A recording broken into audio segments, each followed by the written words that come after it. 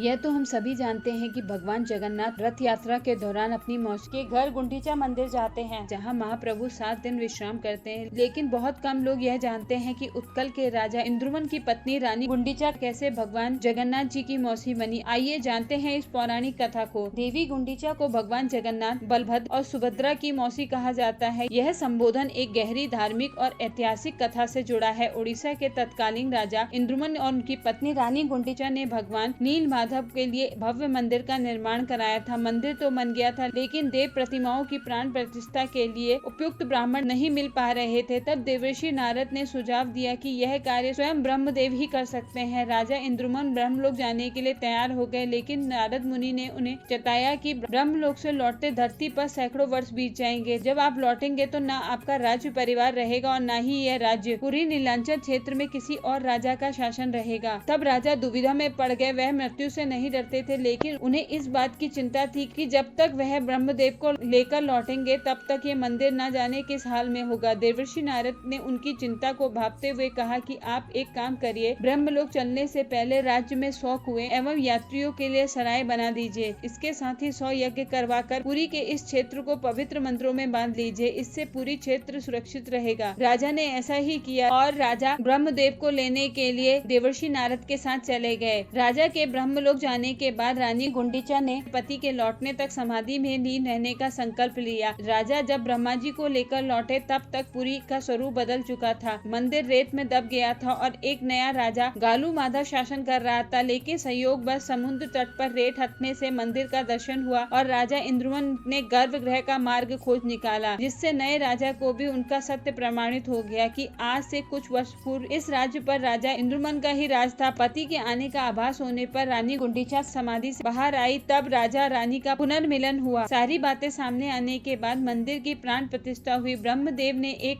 यज्ञ करवाकर रानी गुंडीचा और राजा इंद्रुमन के हाथों जगन्नाथ भगवान की प्राण प्रतिष्ठा कराई। प्रतिष्ठा होते ही भगवान जगन्नाथ बहन सुभद्रा और भाई बलभद्र के साथ प्रकट हो गए और भगवान जगन्नाथ ने रानी गुंडीचा से कहा, आपने तो माँ की तरह मेरी प्रतीक्षा की है, इसीलिए आप मेरी माता की जैसी हैं। ऐसे में आज से आप मेरी मौसी हो गई। मैं साल में एक बार आपसे मिलने जरूर आऊंगा। जिस स्थान पे आपने तपस्या की थी वह स्थान अब मेरी मौसी गुंडीचा का मंदिर होगा। तभी से हर साल प्रभु जगन्नाथ अपनी मौसी के घर 7 दिन के लिए जाते हैं। आपको जानकर आश्चर्य होगा कि गुंडीचा मंदिर में केवल 7 दिन ही पूजा होती है, वह भी तब जब भगवान जगन्नाथ यहाँ विश्राम करते हैं। इन 7 दिनों को छोड़कर गुंडीचा मंदिर में किसी भी देवी और देवता की पूजा नहीं की जाती है। हालांकि यह मंदिर पूरे साल भर खुला रहता है। जब भी आप पुरी के जगन्नाथ मंदिर जाएं तो सबसे पहले भगवान जगन्नाथ के दर्शन करें और उसके बाद गुंडीचा मंदिर जाएं। आपको देवी गुंडीचा की कहानी सुनकर कैसा लगा कमेंट बॉक्स में जरूर लिखें और सनातन धर्म से जुड़े ऐसे और वीडियो देखने के लिए मेरे चैनल को सब्सक्राइब करें।